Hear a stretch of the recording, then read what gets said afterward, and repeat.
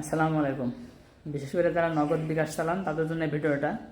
অনেক সময় হ্যাকারের পাল্লায় পড়ে সবার নগদ বিকাশের টাকা একদম নিঃস্ব করে দেয় সবার। তাদের জন্য এই ভিডিওটা। আমারও হ্যাকারের আজ ধরেছিল, তা আমি ভিডিওটা আপনাদের শেয়ার করলাম, একটু ফান করলাম হ্যাকারের সাথে। হ্যাকারকে বোকা বানিয়ে ফেলেছি। দেখুন ভিডিওটা আপনারা, আর সবাই সাবধান, কেউ হ্যাকারের পাল্লায় পড়বেন না। কোনো সমস্যা অ্যাকাউন্টে হয় যদি নিকটবর্তী কোনো এজেন্টের সাথে যোগাযোগ করবেন, না কাস্টমার অফিসে যোগাযোগ করবেন। কোনো ফোনের মাধ্যমে কারোর সাথে যোগাযোগ করবেন না। আসুন একটু হ্যাকার সাথে কথা কীভাবে বললাম সবাই একটু দেখুন। এজেন্ট বলতেছি ভাই, বিকাশের দোকানদার। এই যে আপনাকে যে বাইরের থেকে যে গতকালকে যে টাকাটা পাঠানো হয়েছিল নগদে 11,140 টাকা, মোট টোটাল কয় টাকা পাইছিলেন ভাই আপনি? 11,140 টাকায় পাইছি ভাই। মোট 11,140 টাকায় মোট টোটাল পাইছিলেন? জি। হ্যাঁ, এই টাকাটা কি তুলতে কোনো সমস্যা হয়েছিল ভাই? টাকা তো তুলি না, এখন টাকা আছে তো অ্যাকাউন্টে। মানে ভাই একটু বিপদে পড়ে আর কি আপনারা ফোন দিছি। জি বলেন।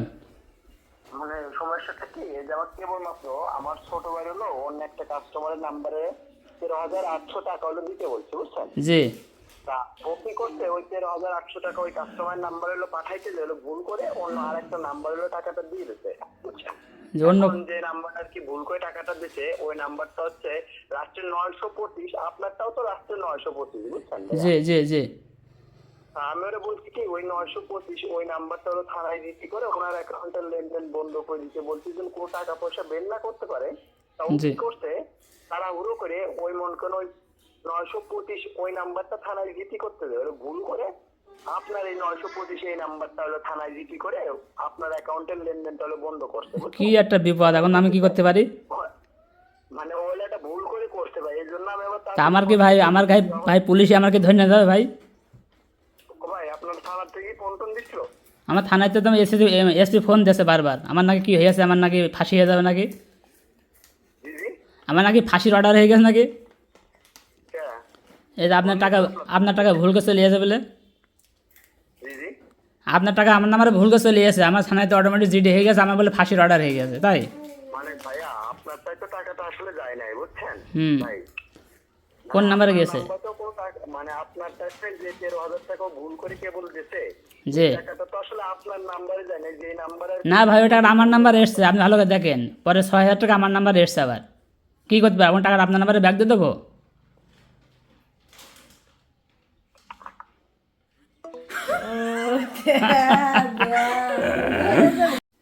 জি ভাইজান, ও কি বললো বুঝতে পারছে না, পরে আবার ফোন দিছে। টাকাটা যে পাঠানো হয়েছিল 11,140 টাকা, ওইটা গতকালকে এসছে, আজকে সকালে একটা 6,000 টাকা এসছে একই নাম্বারে।